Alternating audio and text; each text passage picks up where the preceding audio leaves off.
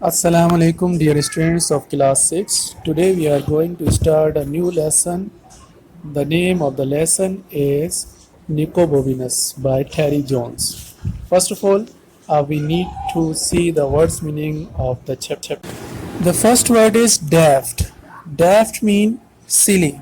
As you can see in a picture, someone is doing something silly. The second is jerkin. Jerkin is a shirt without sleeves. The third one is a ruler. You can see in a picture, ruler. Ruler to flatten grass or land. Third one is shutters. Shutters, the window covers.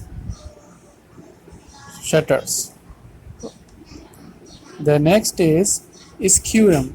Ischium means to wriggle or to twist the body from side to side. Next is weed. Weed means to pull up wild plants growing in unwanted places. Thank you. Bismillahirrahmanirrahim. This is the story of the most extraordinary child. Whoever stuck his tongue out at the Prime Minister, his name was Nicobobinus. He lived a long time ago in a city called Venus, and he could do anything.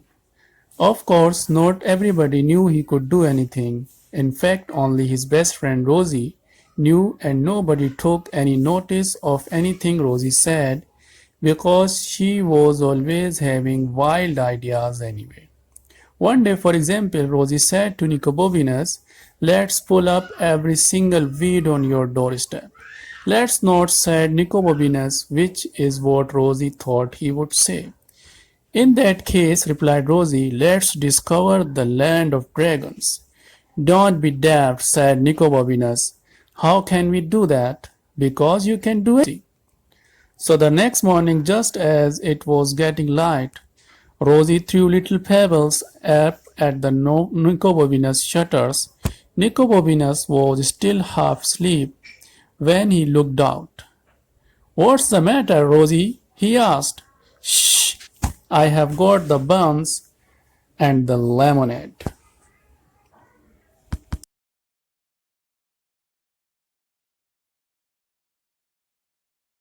Bismillahirrahmanirrahim. "What for?" asked Nicobobinus. "Supplies for the road," whispered Rosie. "Where are we going?" asked Nicobobinus. "We are going to find the land of dragons," whispered Rosie. "Don't you remember?" "Oh, I thought you might have forgotten about that," said Nicobobinus. "No fear," said Rosie.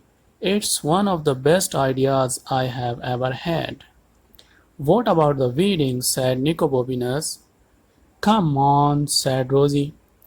So they set off through the early morning town. When they got to the end of the narrow street where they lived, they met a night watchman who said, "Where are you two going at this hour?" "We are going to look for the land of dragons," said Nicobobinus. "You can't do that at this time of the morning," said the night watchman. But before he could grab them, Rosie and Nicobobinus were sprinting away as fast as they could. And they did not stop running until they had crossed 3 bridges and tripped over a dog that was lying asleep under a garden wall. Rosie's bottle of lemonade smashed against the wall, and the dog leaped to its feet, barking as if it thought dog's doomsday had arrived for a moment. They were sure it was going to bite them, but then it noticed the two buns that had rolled into the gutter, and it would wolf them down, barked, "Thank you," and ran off to tell its friends. "We are not going to get far without supplies," said Rosie gloomily. "I wonder if I could pick a few of those," said Nicobobinus, gazing up at an apple tree on the other side of the garden wall. "Of course you can," said Rosie. "Stand on my shoulders." So Nicobobinus stood on Rosie's shoulders and climbed on the wall. but tree was farther away than he thought.